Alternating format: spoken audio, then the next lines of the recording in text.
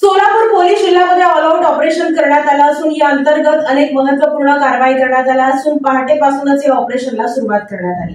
सोलापूर ग्रामीण जिल्ह्याचा अतुल कुलकर्णी यांनी 15/8/2024 रोजी पोलीस अधीक्षक पदाचा कार्यभार स्वीकारला असून जिल्ह्यातील गुन्हेगारी कमी करण्यासाठी वेगवेगळ्या योजना राबवण्यात येणार आहेत।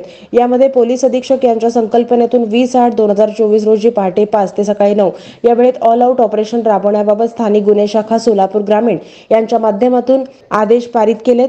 सदर ऑल आउट ऑपरेशन दरम्यान मालाविषयी, शरीरांविषयी यापूर्वी 2 किंवा पेक्षा जास्त गुन्हे दाखल असणारे आरोपी, जामिनावर सुटलेले आरोपी, हिस्ट्री शीटर्स त्यांना त्यांच्या राहत्या घरी काय याबाबत तपासणी करण्यासाठी जिल्ह्यातील 25 पोलीस ठाण्याला कळवलं।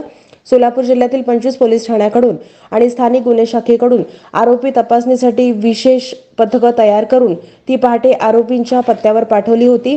या तपासणी दरम्यान मिळून आलेल्या आरोपींची माहिती ठेवण्यात आली असून त्यांच्यावर पुढील काळात गणेशोत्सव, नवरात्र, विधानसभा निवडणुकीच्या पार्श्वभूमीवर प्रभावी प्रतिबंधक कारवाई करण्यात येणार आहे। जिल्ह्यात राबवण्यात आलेल्या ऑल आउट ऑपरेशन दरम्यान 314 आरोपी मिळून आले असून भारतीय नागरिक सुरक्षा संहिता क्रमांक 126, 129 आणि म.दा.का.क. 93, 142 प्रमाणे प्रतिबंधक कारवाई करण्यात आली आहे। उर्वरित आरोपींचं समुपदेशन करण्यात आलंय।